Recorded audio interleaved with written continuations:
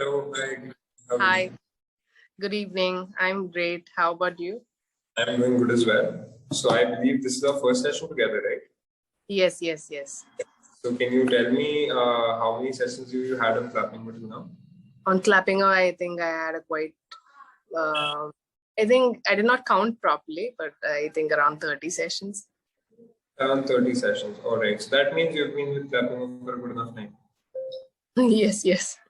Yes. So can you tell me what brought you to Clapingo initially? Why did you want to improve your English? Why? Because I'm a YouTuber and that brings me to Clapingo to make videos. All right. That me. You're And, here for and my no, passion is like science trainer. I teach IELTS, TOEFL, GRE, oh, GMAT.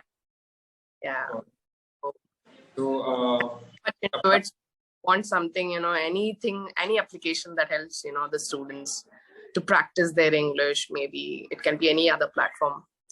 Earlier, right. it was Clapingo, but this time I got to know about, earlier it was Cambly, I think. I used Yeah. to, sorry. All right. All right. So what kind of things do you specialize in? You specialize in IELTS and TOEFL. I've done my BTech, that's it. And after that, I started working as an engineer itself. So I've done my graduation in civil. So after that, I just worked in a core kind of jobs, but I did not like the pay. Means finally I was paid peanuts being an engineer, and if you just get a very low pay job, so that was not satisfying. And that's when I thought like I need to find some side hustle. That's when I started it as a part-time job, where I got this opportunity. Since back then people thought that I had a good communication skill, so why don't you use it? So I thought, okay, fine. Because being in Hyderabad or any other city, like you don't expect people to talk much pretty good English.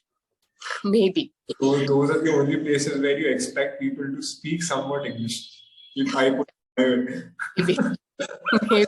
yes. And if you get a person, even like a graduate or a fresher who speaks good, then obviously they're going to get a job, maybe in kind of these training things and all. That's when I started it. It went well, just for quite a long, and now I have around 10 years of experience doing this. All right. So you're well experienced. You're Yes, more than me it in was this. with even different organizations. Even I am a British counselor. I'm an ex-British counselor examiner as well. I worked for 1 year, and since I was pregnant, I just had to drop it. And that's it. That's how. But even now, I'm working as a freelancer. I get a lot of students from YouTube, from other platforms as well, from my institutions who I worked, with my past institutions, and I have friends also from other companies and all organizations, where they give me students that you have to train for corporates, you have to train for this. Since I'm not having time, I'm not doing it.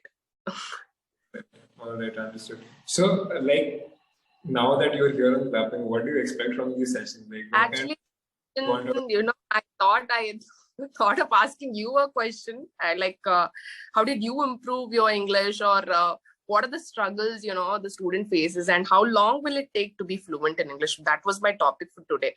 So, like, but I topic. how did I improve? The second was Anyways, let's not stick to those questions today. Anyways, no, but so there's one question that if I can get to people who are starting the journey in learning English, there's one thing that I want to tell them.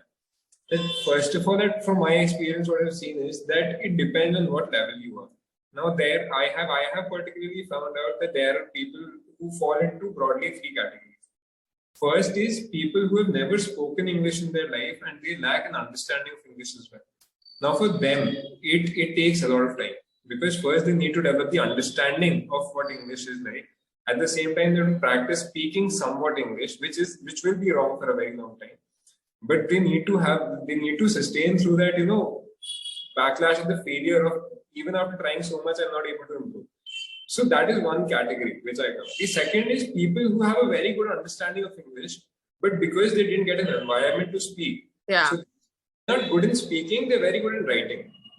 For those people, it takes around 1 month to get comfortable with the thought of, speaking while thinking. Because what they Yeah. generally say is that we can write very well because they have more time to think. But in speaking, you have to be very spontaneous, right? And one thing that they feel is that in 1 month, they overcome that fear of saying even if it is wrong, but just putting across the thought. And the third part of this third broad category is people who are very good at speaking, people who are very good at articulating, but now they want to refine their language. They want to be more organized, more structured, well intonated, have modulation, so that when they speak, others listen. And those people, I feel they require more time to improve than the other two combined, because there you cannot learn something new. You have to actually inculcate habits that takes time, right? So this is what I feel, that if you are in any one of these levels. In common English language assessment, we have certain kind of levels as well, like A1, A2, and C1. So it's like, it depends on which level you are. But I don't think that unless you can communicate well and you can explain, if the other person who's listening to you can understand, that's enough. I don't think.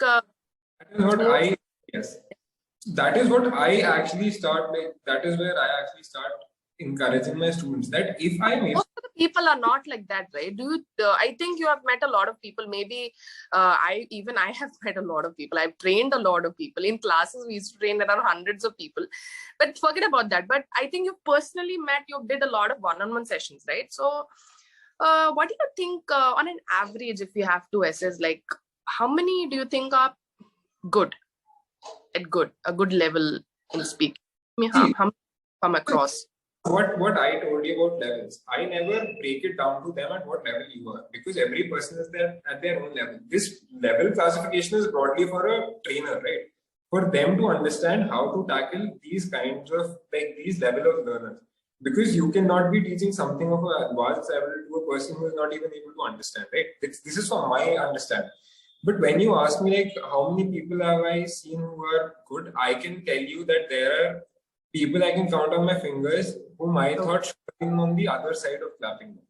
Like, I have a person who herself, she was an air hostess, and she was trying to get into an international airlines, and she was here to practice her interview skills.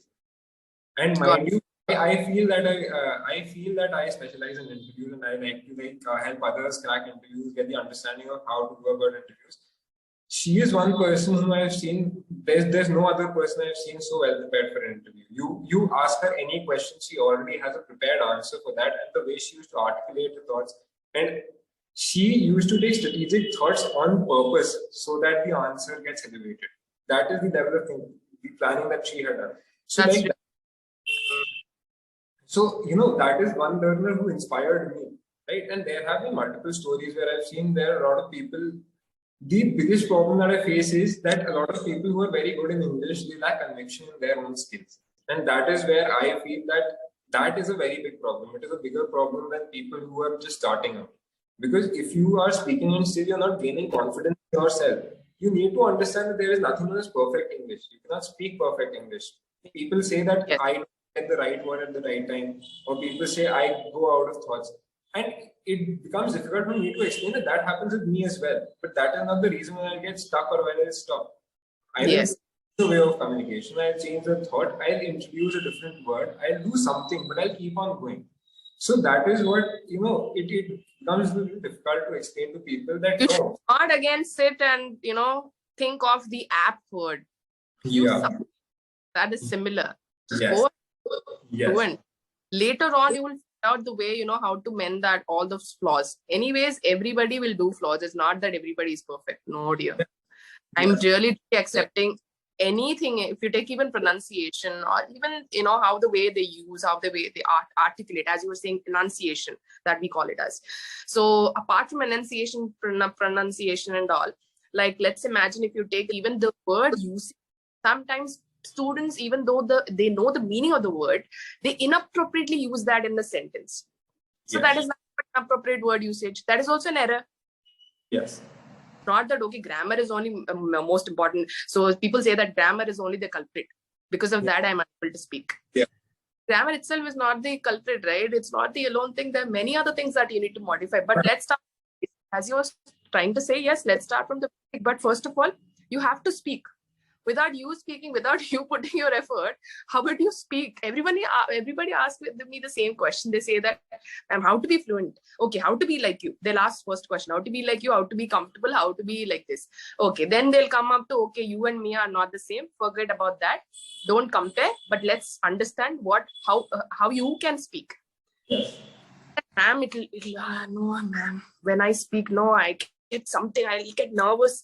My heart will beat very fast, ma'am. They'll say all these kind of things, which makes me a little surprised. Okay, you're here to speak English. You're here to learn.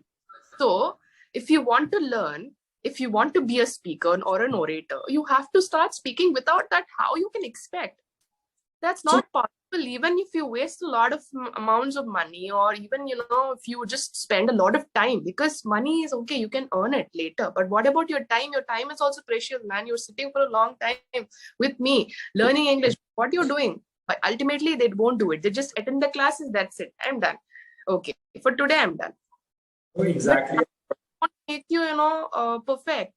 Perfect. Exactly what work. You have to do your back. If someone asks me what is the most difficult part of my job, it is to make a person speak who refuses to speak. Because I am here to help them improve their English, their communication skills. And until and unless the person does not even utter a word, how do I even analyze what is the thing that he is here to improve upon? So Yes. that until and unless you don't see, that is the leap of faith. Jumping into the uncertainty. You will be wrong.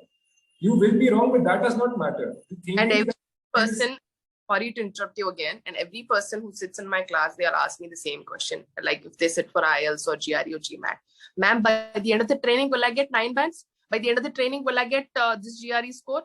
By the end of the, by end of the class or the training, will I be fluent in English if I'm taking any spoken English classes or anything like any sort of that? Then say by the end of the 1 month training, I'll be, pretty fluent like you, or maybe I'll be pretty fluent more than someone else. So, okay, let's imagine, just know your level. I'm not saying, I'm not demoralizing you, saying that, okay, you are like this and you have to understand. No, not at all, dear. See, I always make them comfortable in my classes, and I just tell them, see, be yourself. Just don't bother about the world. Just don't bother about this. Don't think about what they're going to think about you when they talk, when you talk. So only think about what should I do? Why I'm here? What is my goal? What is my purpose? That's it.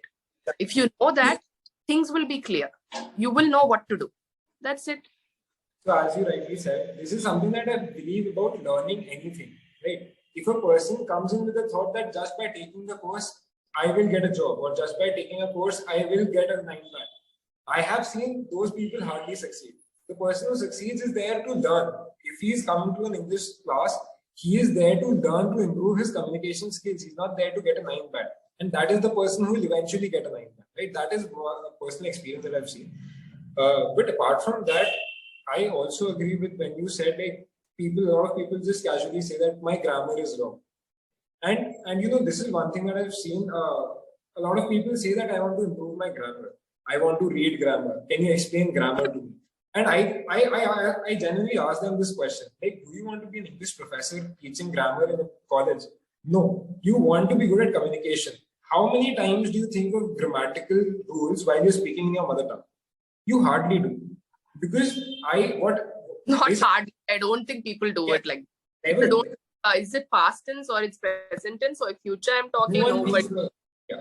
But so this is what I want others also to understand, that it is not learning grammar, it is learning the implementation of grammar. And how do you learn that?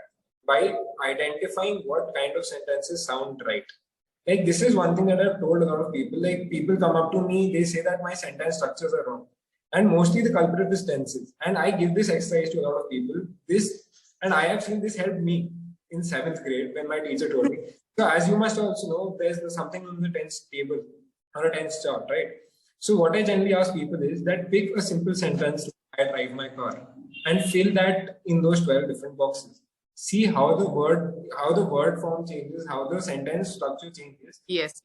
There are only these 12 ways of making that correct sentence. Now, if you make 5 to 6 more different sentences on that tense table, you'll start seeing the pattern. Then you will never say, the verb. feel like they keep on changing that. But these are called as irregular verbs and regular verbs. Regular verbs will be the same. Irregular verbs, they keep on changing. V1, V2, V3 forms will change. Yeah. So past participle will be different, and also past will be different.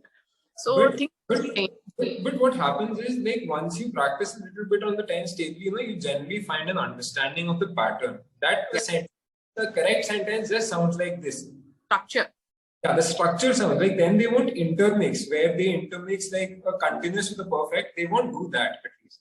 Right? That is the first step that I feel in improving your sentence structures. If you feel tenses or your grammar is a problem, you try this and understand what a correct sentence sounds like. Because I can tell you, you never think of, if I ask you grammatical questions, well, you will not see if the grammar is right from a grammatical perspective. I'm pretty sure you will listen to it, and if it feels wrong, if the gut feeling says that it sounds wrong, you will tell me where it is wrong.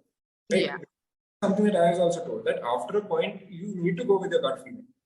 Because. And sorry to, interrupt you. I really had a good session and a nice talk. But the thing is, like, I have one more meeting striking now. Just allow me to cancel this so that, I can join another one. And really had a great time, Karan. Really. Same here. It was refreshing for me as well. Have fun. Yeah. Same. Bye. Take care. Thank you.